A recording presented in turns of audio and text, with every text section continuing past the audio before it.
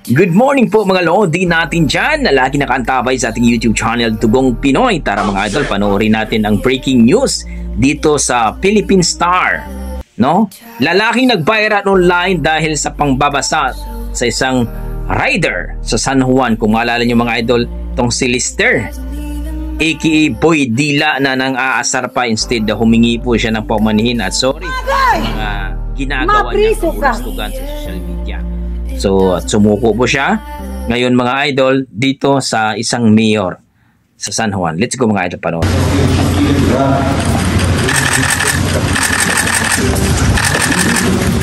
Ayan o.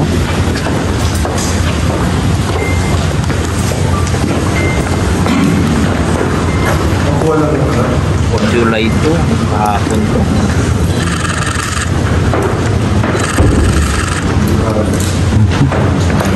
Ayan, si Boy Dila, maangas to eh. Puro pa lang ta.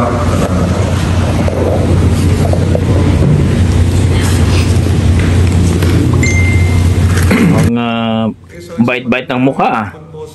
Mga kaibigan po natin sa media, ay po aking inimbitahan sa hapong ito sapagkat dito nga po si Dexter Castro, o mas kilala na Boy Dila, na itong mga nakaraang araw po ay naging usap-usapan dahil po sa mga viral videos na lumabas patungkol po sa mga nangyari nung aming kapistahan. So muli ako po ay humingi ng pamanhin at pasensya sa lahat po ng naapektuhan o na biktima ng ilang mamamayan namin dahil po sa aming kapistahan.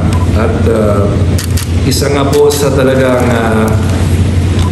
pinanggagalingan ng galit ng napakaraming tao na ako mismo talaga ay nagalit din ay ito nga po si Dexter, sapagkat yung mga videos po na kumakalat kung saan ay binabaril niya ng water gun yung isang nagmumotor at nilalabas niya ang kanyang dila. Ito po ay sa kasamaang palad ang naging muka ng ating Wata-Wata Festival sa taong ito.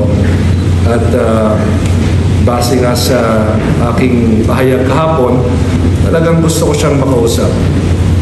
Gusto ko siyang makausap at gusto kong maintindihan niya na ang kanyang ginawa ay nakakasira sa imahe ng lungsod ng San Juan at ganoon din sa ating Wata-Wata San Juan Festival at sa kapistahan ni San Juan Bautista.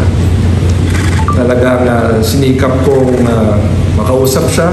Ang katotohanan po ay kahapon nakausap ko na po siya, ngunit hindi pa kami nakapagkita. At kanina nagkita kami sa unang pagkakataon at nakausap ko siya. At base sa aming usapan ay una, tinanong ko ano ang mga dahilan kung bakit niya nagawa ang mga ito. At ang mas mahalaga ay yung mga sasabihin niya ngayon sa inyong lahat.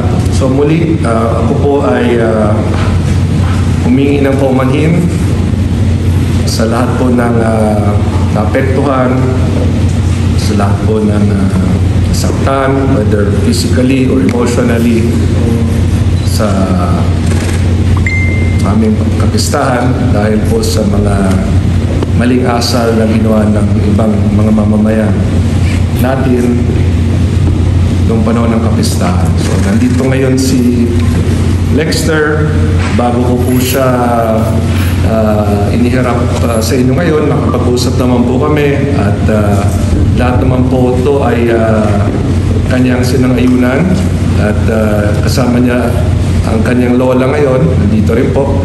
Kasama rin po ang ating Vice Mayor Angelo Kawili, kasama po ang ating Barangay Captain Alvin Alonso at ang mga kagawad po ng Barangay Balumbato na siyang nagdala po kay Dexter dito sa aking tanggapan. So, Dexter, tari ka ng magsalita. Sige dito, Dexter, puro mo dito para marinig ka nila. Noong una po, nagpapasensya po ako sa aming ngayon na sinagawa ko po. Dahil po sa akin, parang nasira pong kasanuan po. Lahat po, humingi po ako ng paumingan sa inyo sa mga sabi ko po sa inyo. Lalo na po sa rider, humingi po ako ng tawad po sa inyo at gusto ko po kayo makita sa personally na gusto ko po sa inyo humingi ng paumanhin po. Saka sa mga nagbabanta po sa akin,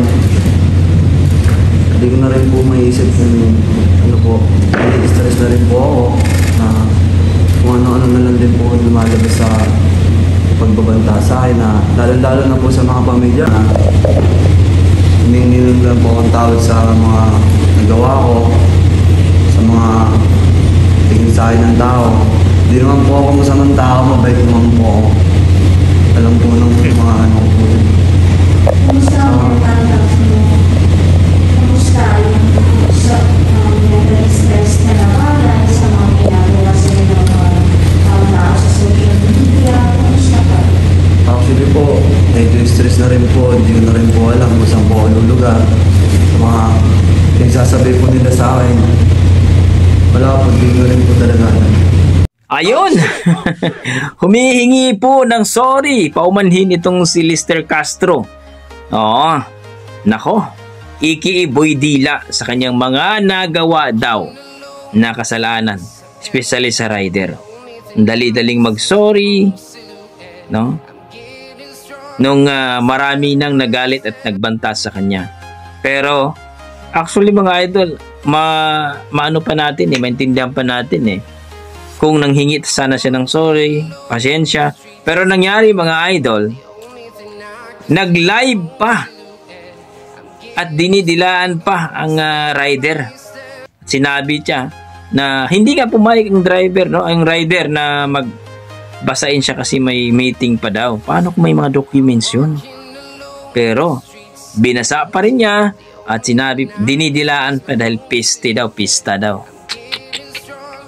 Di ba? Ang pangit.